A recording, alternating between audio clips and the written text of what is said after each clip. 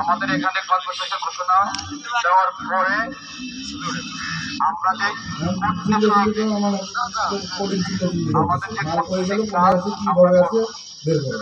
আমরা বিভিন্ন দপ্তরে যাব, আমরা কিন্তু বসে নাই।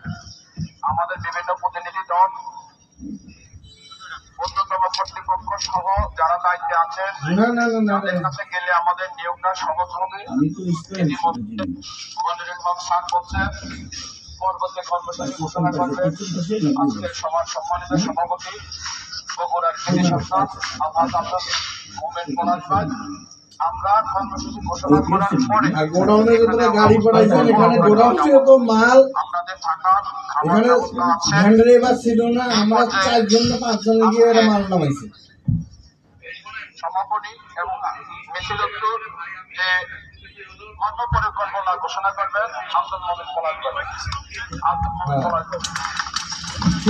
আগে প্রোডাকশন না আমাদের আজকের অনুষ্ঠানের যিনি পরিচালনা কোথায় সারা বাংলাদেশে আপনারা অবগত আছেন, প্রত্যন্ত অঞ্চলে সে ওয়াজ মাহফিল করে থাকে, কিন্তু তার মধ্যে গুরুত্বপূর্ণ কাজ মাহফিল দেখে বাদ দিয়ে তিনি আমাদের সাথে অবস্থান করছেন।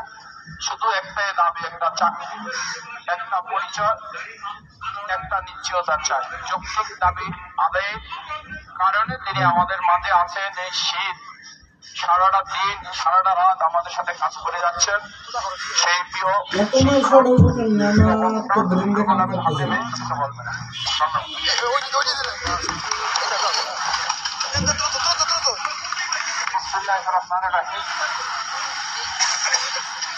সেটা তো আমাকেও কাছে মাল কোথায় গেলে বের করো।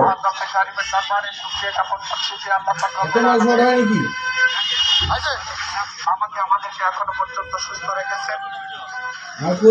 আজকে বেশি কোনো কথা বলবো না, তবে 1 থেকে 12তম নিবন্ধনধারী নিয়োগ বঞ্চিত যে সকল মানুষগুলো আছেন সারা বাংলাদেশের যে যেখানেই আছে আমাদের মনিরুল ভাই ঘোষণা করবেন। আমি রুহুল আমিন হালিমি আজকের অবস্থান কর্মসূচির গ্রাম থেকে একটি মেসেজ প্রদান করছি। আপনারা যদি আপনাদের চাকরিটা চান, আপনারা যদি আপনাদের সম্মানটা চান, আপনারা যদি আপনাদের অধিকারটা ফিরিয়ে পেতে চান, আপনারা যদি সেই আপনাদের তাহলে আর ঘরে বসে নয়, সকলে আসুন।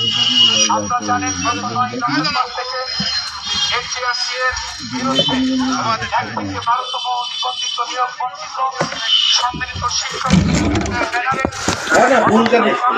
আগের প্রোডাকশনের মাল